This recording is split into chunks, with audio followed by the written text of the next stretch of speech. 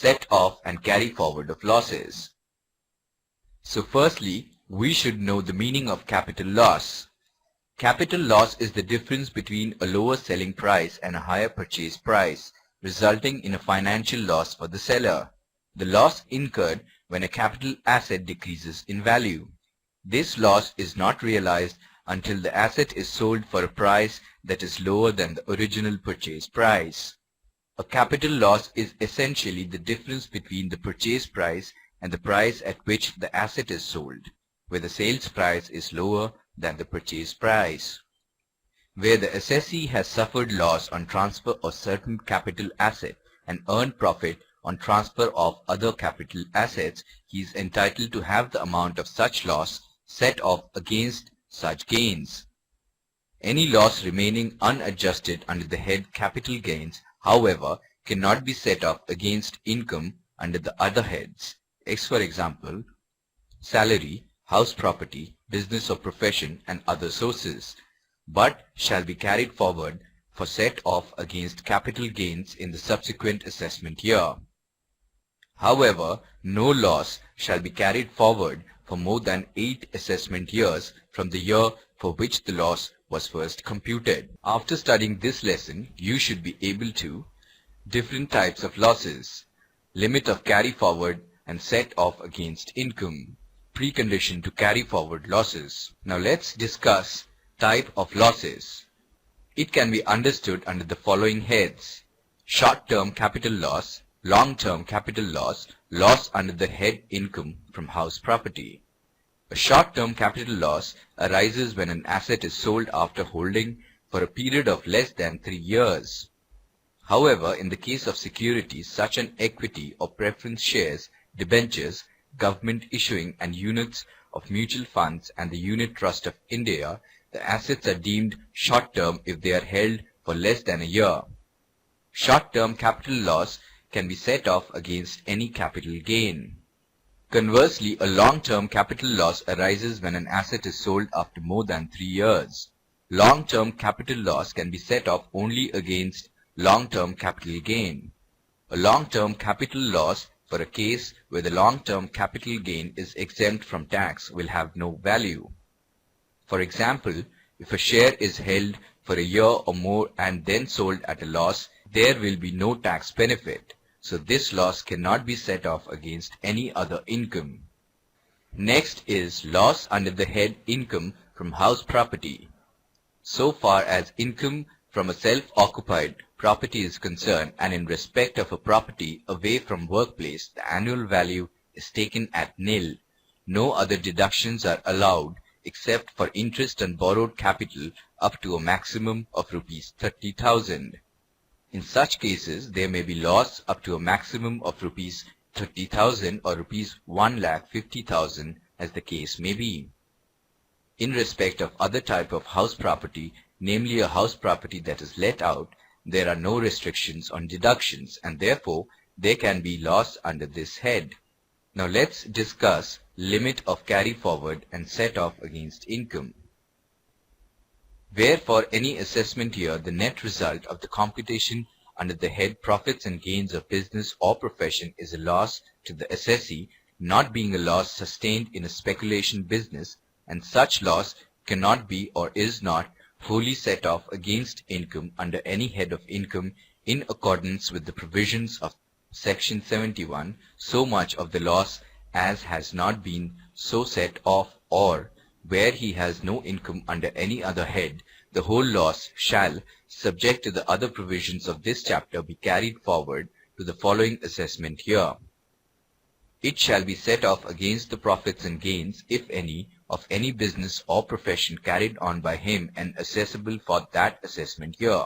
If the loss cannot be wholly so set off, the amount of loss not so set off shall be carried forward to the following assessment year, and so on, provided that where the whole or any part of such loss is sustained in any such business as is referred to in Section 33B, which is discontinued in the circumstances specified in that section and thereafter at any time before the expiry of the period of 3 years referred to in that section, such business is re-established, reconstructed, or revived by the assessee so much of the loss as is attributable to such business shall be carried forward to the assessment year, relevant to the previous year in which the business is so re-established, reconstructed, or revived, and it shall be set off against the profits and gains, if any, of that business or any other business carried on by him, and assessable for that assessment year.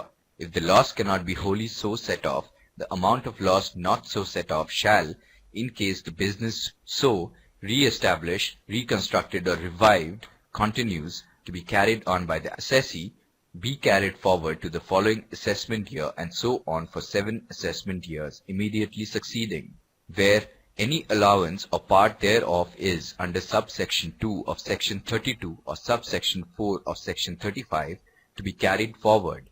Effect shall first be given to the provisions of this section. No loss other than the loss referred to in the proviso to subsection 1 of this section shall be carried forward under this section for more than 8 assessment years immediately succeeding the assessment year for which the loss was first computed. Now let's discuss precondition to carry forward losses. The unabsorbed losses must enter the assessment of every following year for ascertaining whether they could be set off against the profits and gains of any business, profession, or vocation. It is only when it is found in each year that they could not be so absorbed, then they are allowed to be carried forward to the next following year, and so on. Section 72 provides for carry forward of loss only when such loss cannot be set off against income under any other head. Under the Act, there is no provision which gives option to the assessee to show the profit as income from one source and carry forward the loss from another source of income to the next year. Unabsorbed loss under house property, capital loss, and business loss can be carried forward for 8 years. Unabsorbed speculation business loss can be carried forward only for a period of 4 years. Loss can be carried forward and set off even if the business in respect of which it was incurred has been discontinued. However, such loss cannot be set off against income under any other head.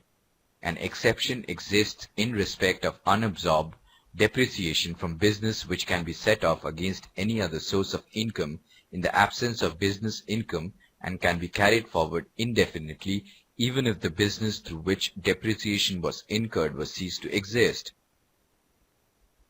Carry forward of losses other than loss from house property and unabsorbed depreciation is permissible if the return of income for the year in which loss is incurred is filed in time.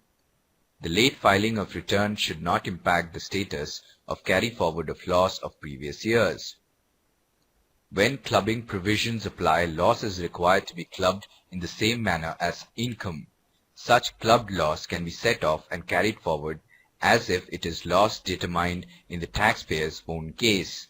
The successor of business can carry forward and set off the loss of his predecessor if such succession is by way of inheritance. If the loss arising in the previous year was under a head not chargeable to tax, it could not be allowed to be carried forward and absorbed against income in a subsequent year from a taxable source. In such cases, neither the assessee is required to show the same in the return, nor is the ITO under any obligation to compute or assess it, much less for the purpose of carry forward. Current depreciation must be deducted first before deducting the unabsorbed carried forward business losses of earlier years. Such losses cannot be given preference over current depreciation in the matter of set off in computing an assessee's income for any particular assessment year. There is a duty cast on the ITO to apply the relevant provisions of the Act for the purpose of determining the true figure of the assessee's taxable income and the consequential tax liability. Merely because the assessee fails to claim the benefit of a set-off, it cannot relieve the ITO of his duty to apply Section 72 in an appropriate case. Where the assessee has suffered loss on transfer of certain capital asset and earned profit on transfer of other capital assets, he is entitled to have the amount of such loss set off against such gains. Any loss remaining unadjusted under the head capital gains, however, cannot be set off against income under the other heads, for example, salaries, house property, business or profession, and other sources, but shall be carried forward for set off against capital gains in the subsequent assessment. Now let us check if we have understood the various concepts discussed in this lesson clearly. Capital loss is the difference between a lower selling price and a higher purchase price, resulting in a financial loss for the seller. Right or wrong? Right. Any loss remaining unadjusted under the head capital gains, however, can be set off against income under the other heads, for example, salaries, house property, business or profession, and other sources. Right or wrong?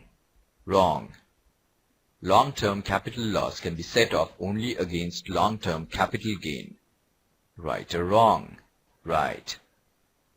Now let's revise what we have studied till now. Income tax is a composite tax on the total income of a person earned during a period of one previous year. There might be cases where an assessee has different sources of income under the same head or income under different heads of income. It might also happen that the net result from a particular source or head may be a loss. This loss can be set off against other sources or head in a particular manner. When the losses can't be set off during the same assessment year in which they occurred, so much of the loss as has not been so set off, only certain specified losses can be carried forward for being set off against his income in the succeeding years. Set off can be inter-source and inter-head.